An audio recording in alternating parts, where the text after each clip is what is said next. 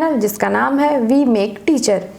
यहाँ हम शिक्षा शास्त्र से संबंधित सभी बातों को बताते हैं और अगर आपको अच्छा लगता है तो आप इसे लाइक भी कीजिए। और अगर आपको इसमें कोई सुझाव देना है कि इसमें क्या त्रुटि है या मैं और एक्सप्लेनेशन दूं तो आप कमेंट बॉक्स में ज़रूर बताइए, ताकि आपके कमेंट से हमें जो सुझाव मिले मैं उसके अनुसार काम करूं। आपको यहाँ पे डेप्थ तक नॉलेज मिलेगा ताकि आप गहराई से उस चीज़ को जानें और कभी ना भूलें, ऐसा आपको समझ में आ जाए। तो आज हम चर्चा करने वाले हैं बाल केंद्रित शिक्षा के महत्व के बारे में। आखिर बाल केंद्रित शिक्षा को इतना महत्व क्यों दिया जाता है? आखिर हर शिक्षक को बाल केंद्रित शिक्षा के बारे में जानना क्यों जरूरी है?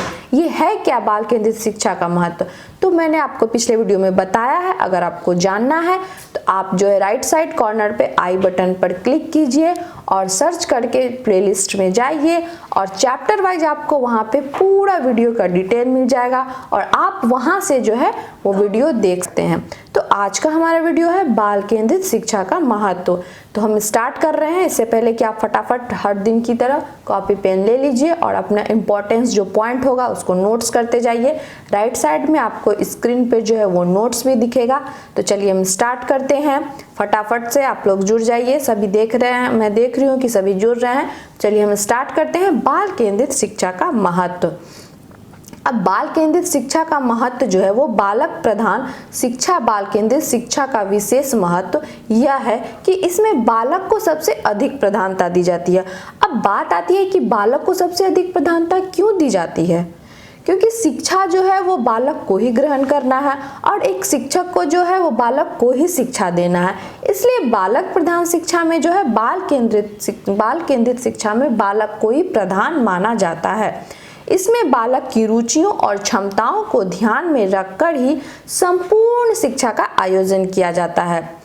अब दूसरा पॉइंट इसी में आता है हमारा सरल और रुचिपूर्ण शिक्षा योजना। इसमें क्या होता है ना, बाल केंद्रित शिक्षा में बालक को सरल ढंग से नवीन ज्ञान रुचिपूर्ण तरीके से प्रदान करने की एक योजना बनाई जाती है, जिससे बालकों को जो है वो पाठ्यक्रम बोझिल ना लगे और वो उसे इंटरेस्ट के साथ पढ़े और हमेशा याद रखे।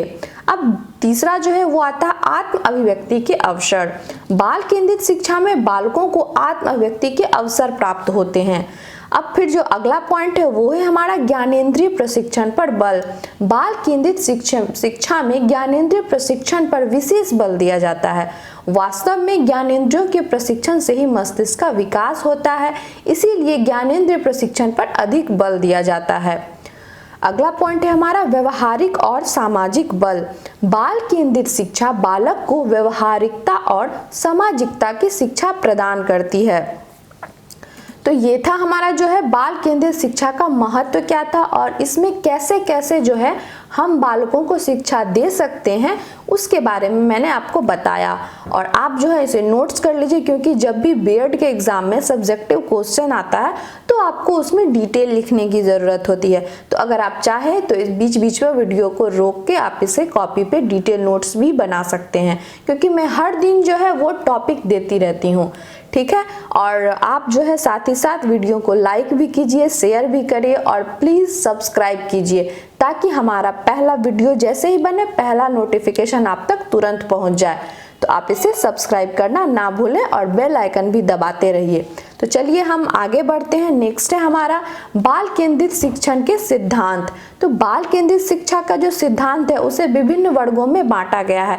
तो सबसे पहला जो हमारा सिद्धांत आता है वो होता है प्रेरणा का सिद्धांत। इसमें क्या किया जाता है, तो इसमें बालकों को प्रेरित करने के लिए उन्हें महापुरुषों की जीवन गाथा, नाटक, वैज्ञानिकों का योगदान इत्यादि के बारे में बताकर उन्हें प्रेरित किया जाता है। और कहानी एवं कविता के माध्यम से भी बालकों में रुचि को जगाया जाता है। हम लोग देखते हैं कि आजकल प्ले स्कूल जो होता है उसमें बच्चों को कविता के माध्यम से, कहानी के माध्यम से पढ़ने के प्रति रुचि जो है वो जगाई जाती है, ताकि बच्चे स्कूल आए और उसको मज़ा आए कविता पढ़ने में, कहानी सुनने में, और वो बिना रोए धोए, बिना कोई परेशानी किए अच्छे से पढ़े और तथ्य को समझे। नेक्स्ट है हमारा व्यक्तिगत अभिरुचि का सिद्धांत। बालकों को यदि उनकी रुचि के अनुसार शिक्षण मिलेगा तो पढ़ने के प्रति वो जागरूक और उत्सुक होंगे ही। शिक्षक को बाल अभिरुचि को ध्यान में रखकर ही शिक्षण कार्य करना चाहिए। अब हमारा अगला पॉइंट आता है, वो है लोकतांत्रिक सिद्धांत। शिक्षक को सभी छात्रों को एक समान दृष्टि से देखना चाहिए, उन्हें कभी भी छात्र में भेदभाव नहीं करना चाहिए। प्रश्न पूछने या उत्तर देने के संदर्भ में शिक्षक को भेदभाव नहीं करना चाहिए, एक समान दृष्टि से शिक्षक को छात्र को ट्रीट करना चाहिए। ठीक है। अब हमारा अगला पॉइंट है सर्वांगीण विकास का सिद्धांत। आशा है कि आप लोगों को अच्छे से समझ में आ रहा होगा, और अगर आप इससे भी ज़्यादा एक्सप्लेनेशन चाहते हैं तो आप हमें कमेंट करके बताएं। आप जैसे चाहते हैं वैसे आपको यहाँ पे मिलेगा, ताकि आप जो उस तथ्य को जान रहे हैं, जिस पॉइंट्स को समझ रहे हैं, उसके गहराई तक जाए। और हो सकता है कि हमारा वीडियो थोड़ा लंबा हो जाए, तो आप प्लीज़ बोर ना हुए और पूरी वीडियो को देखें, और साथ में सब्सक्राइब भी करें और शेयर करें, लाइक करें। जो आपको मतलब इसमें जानने की और इच्छा हो, अगर आपको कुछ गलत लग रहा है या फिर आप इसमें चाहते हैं कि मैं कुछ और इसमें प्रोग्रेस करूं, तो आप कमेंट करके बेझिझक बात करें। आप हमसे जुड़िएगा तभी तो हम आपकी समस्याओं को हल करेंगे ना। चलिए ठीक है, तो हम अपने नेक्स्ट पॉइंट की ओर बढ़ते हैं। हमारा अगला पॉइंट जो है वो था सर्वांगीण विकास का सिद्धांत। इसमें बालक के सभी पक्षों से मेरा मतलब है सामाजिक, सांस्कृतिक, चारित्रिक, खेल, नेतृत्व आदि को विकसित करने पे बल देना चाहिए। इसके माध्यम से क्या होगा?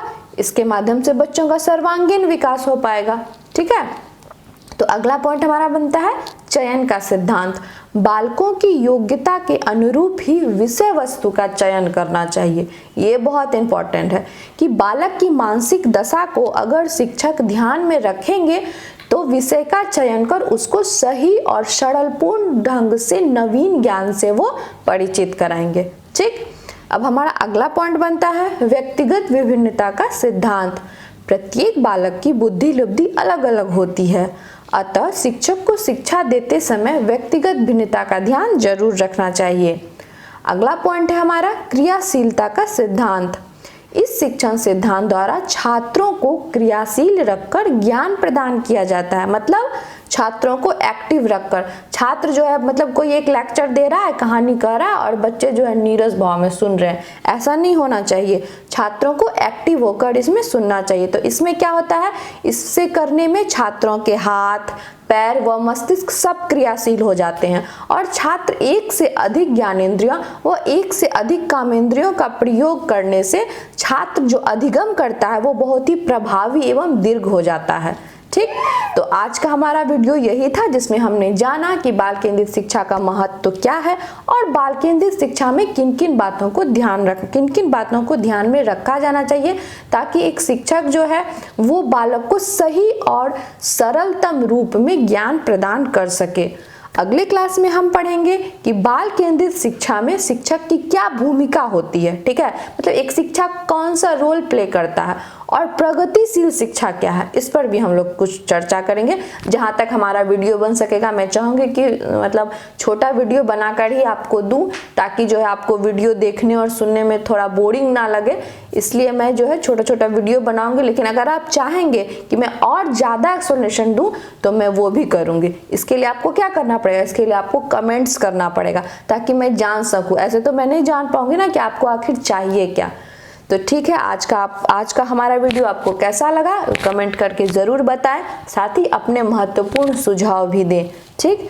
तो मैं लास्ट में भी यही बोलूँगी कि अगर आपको मेरी पिछली वीडियो भी देखना है या पिछला चैप्टर का पॉइंट सब नोट्स करना है, तो आप आई बटन पे क्लिक करें और सारी प्लेलिस्ट वहाँ खुल जाएगी, आप सर्च करके देख सकते हैं। धन्यवाद।